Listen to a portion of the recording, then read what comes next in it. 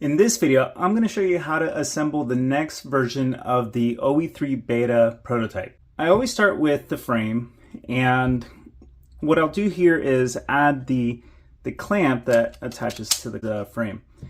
From here, I'll add this very first jaw and make sure that the jaw is retracted as much as it can be, which is all the way here.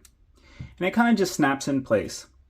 It goes in definitely much easier than the last version since the clearances are a little looser this time around.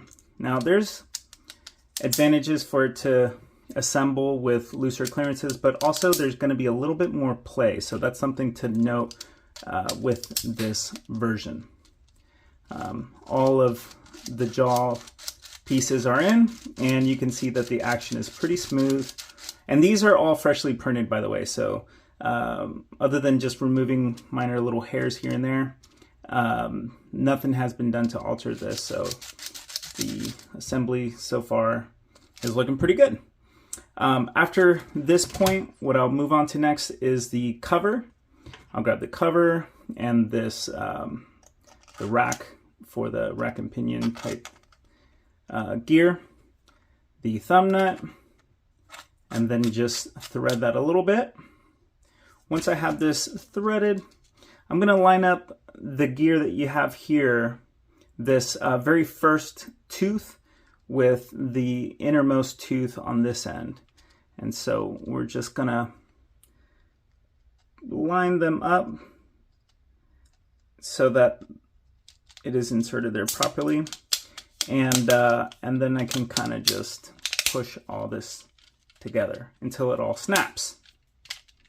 Okay, at this point I'll run through it just to make sure that everything is working smoothly. I'll still have hairs here and there from the print. You can just remove them.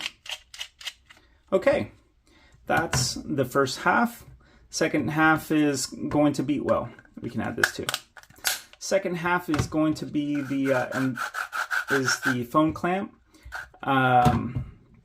And so we're going to get the Z-axis here, put in the first thumb nut, and then thread the X-axis, which is this one here.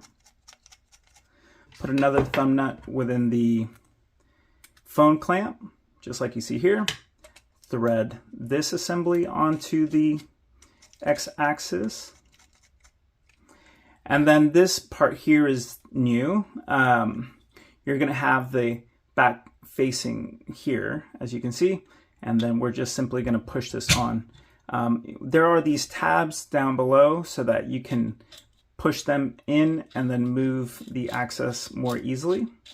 And this axis is really just to hold the phone from sliding out from behind. And so in case you loosen this knob, the phone clamp, and the phone wants to just slide out, this back here will hold it in place.